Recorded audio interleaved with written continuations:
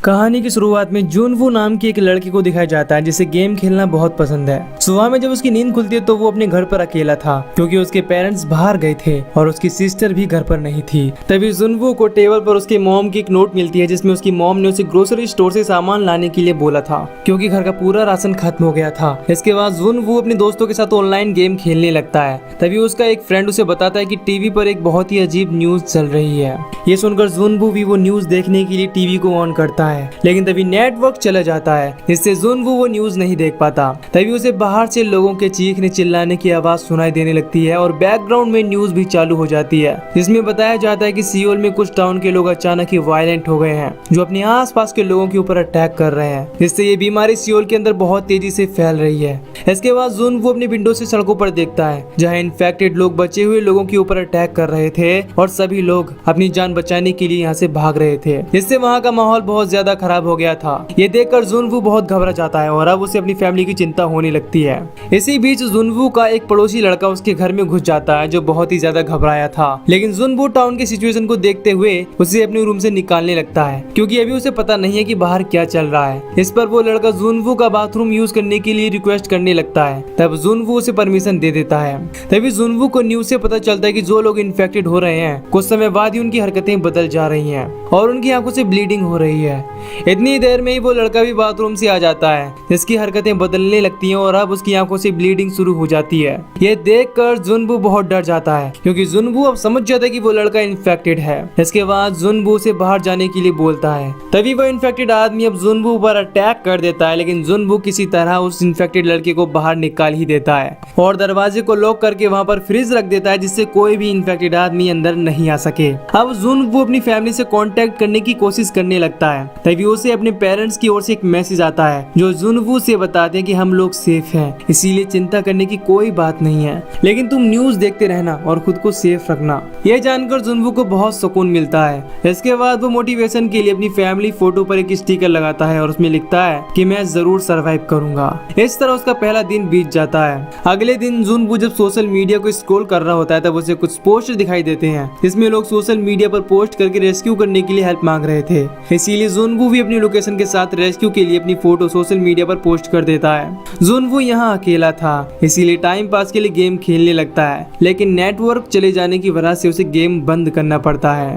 तभी उसे बाहर से गोली चलने की आवाज सुनाई देती है, इसीलिए वो चेक करने के लिए विंडो पर जाता है जहाँ से वो देखता है कि एक लेडी पुलिस इन्फेक्टेड लोगों को शूट कर रही है, लेकिन तभी उसकी गोलियां खत्म हो जाती हैं, जिसके बाद इन्फेक्टेड लोग उसके ऊपर अटैक कर देते हैं और घसीटते हुए उसे अपने ग्रुप में ले जाते हैं। ये देखकर जुनवू उसकी हेल्प करने की सोचता है, लेकिन तभी इन्फेक्टेड लोग उसे मार डालते हैं। ये देखकर जुनवू को बहुत बुरा लगता है। तभी उसी समय एक इन्फेक्टेड आदमी दरवाजा तोड़ देता है और जुनवू के अपार्टमेंट में आ जाता है। अब जुनवू अपनी जान बचाने के लिए बालकनी की रेलिंग से लटक जाता है, जिसे पकड़ने की कोशिश में वो इन्फेक्टेड आदमी नीचे गिर जाता है और उसकी मौत हो जाती है। तभी जुनवू देखता है कि वो लेडी पुलिस भी अब इन्फेक्टेड हो चुकी है। इसके बाद जुनवू जब ऊपर आता है तो देखता है कि फ्रिज में रखा हुआ सारा सामान नीचे गिरकर बर्बाद हो गया है। ये देखकर जुनवू बहुत दुखी हो जाता है क्योंकि अब उसके पास की खाने पीने वाली ज्यादातर चीजें बर्बाद हो चुकी थी।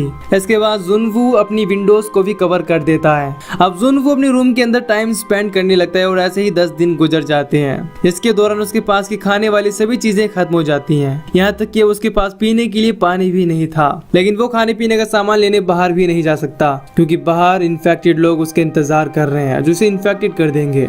अब जुनवू घर में अकेले रहते रहते बोर हो चुका था और ज्यादा समय तक भूखे और प्यासे रहने की वजह से उसे हेलुसिनेशन होने लगता है। एक दिन उसे ऐसा लगता है कि उसकी फैमिली घर वापस आ गई है और सभी लोग सेफ हैं। इससे जुनवू को बहुत अच्छा लगता है, लेकिन अगले ही पल उसे रियलाइज होता है कि ये सब उसका हेलुसिनेशन था, जिससे जुनवू को अपनी फैमिली की चिंता होने लगती है क्योंकि नेटवर्क नहीं होने की वजह से उसने पिछले कई दिनों से अपनी फैमिली से कांटेक्ट नहीं किया था।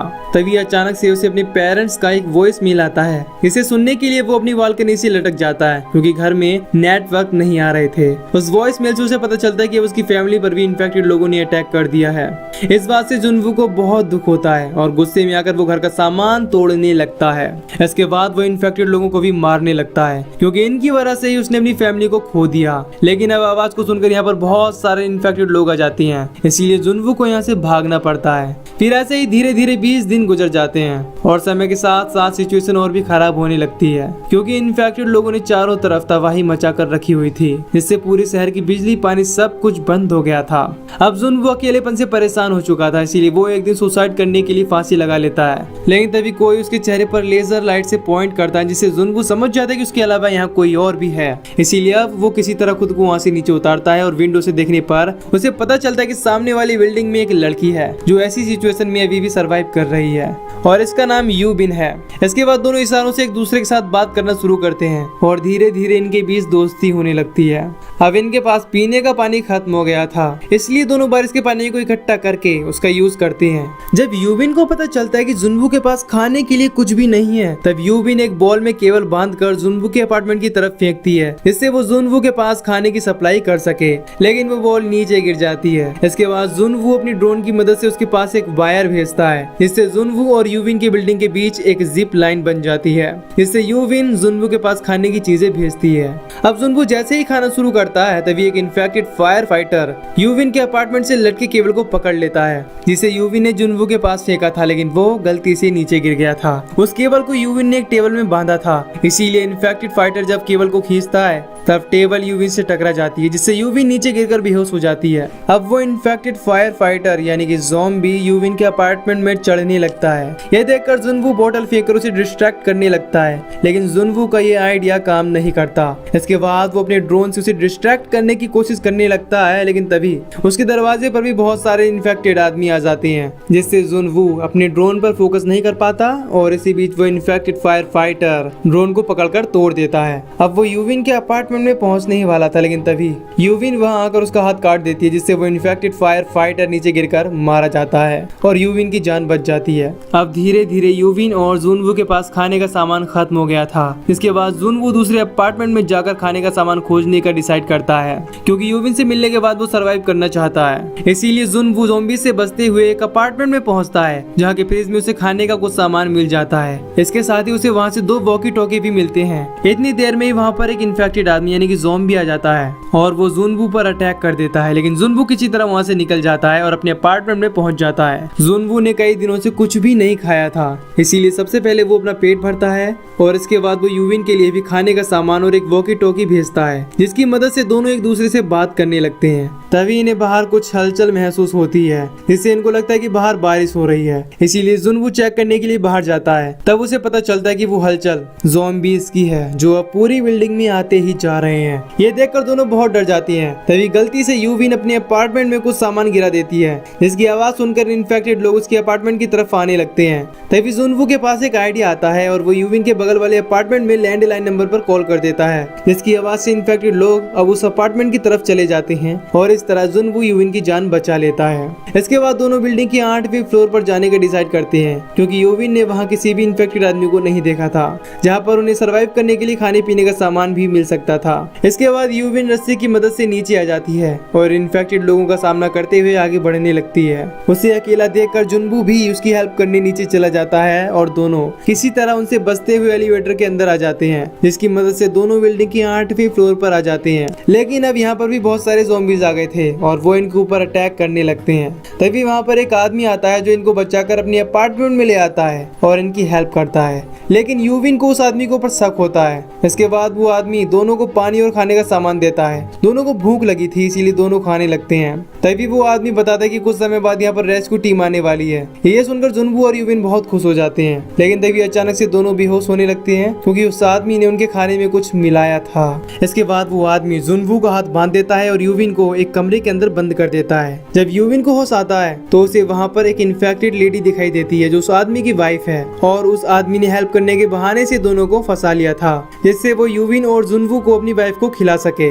इसके बाद वो आदमी अपनी वाइफ से बंधा हुआ फीता खोल देता है, जिससे उसकी वाइफ यूबिन के ऊपर अटैक करने लगती है। लेकिन अब जुनवू को भी होश आ गया था और वो यूबिन को बचाने के लिए फीतों को पकड़ लेता है। तब वो आदमी यूबिन के बदले जुनवू को ऑफर देता है कि तुम यहाँ से सारा खाना लेकर जा सकते हो। अब असल में ये आदमी भी अपनी वाइफ से बहुत प्यार करता है, इसीलिए उसके इन्फेक्टेड हो जाने के बाद भी वो अपनी वाइफ को जिंदा रखना चाहता है। तभी जुनवू के हाथ से वो फीता निकल जाता है और अब रूम के अंदर से आवाज आनी बंद हो जाती है। इसीलिए वो आदमी चेक करने के लिए दरवाजा खोलता है। तब यूविन उसकी वाइफ को उसके ऊपर छोड़ देती है, जो उस पर अटैक करके उसे खाने लगती है। लेकिन वो आदमी कुछ नहीं करता, बल्कि खुद को अपनी वाइफ के सामने सरेंडर कर देता है और अपने आप को खाने देता है। इसके बाद यूविन गन उठाकर दोनों को शूट कर देती है। लेकिन अब गोली चलने की आवाज सुनकर इन्फेक्टेड लोग यहाँ पर आने लगते हैं। यूविन को लगता है कि उस इन्फेक्टेड लेडी ने उसे भी इन्फेक्ट कर दिया है, इसीलिए वो जुनवू को गन देकर उसे शूट करने के लिए कहती है, क्योंकि वो इन्फेक्टेड होकर जीना नहीं चाहती।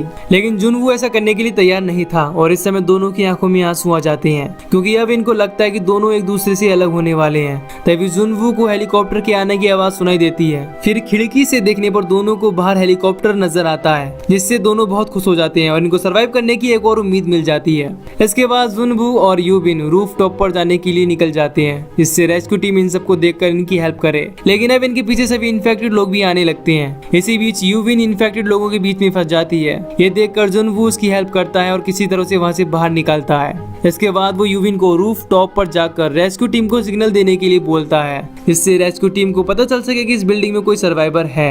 अब यूविन रूफ टॉप पर आ जाती है, लेकिन उसे वहाँ कोई भी हेलीकॉप्टर दिखाई नहीं देता।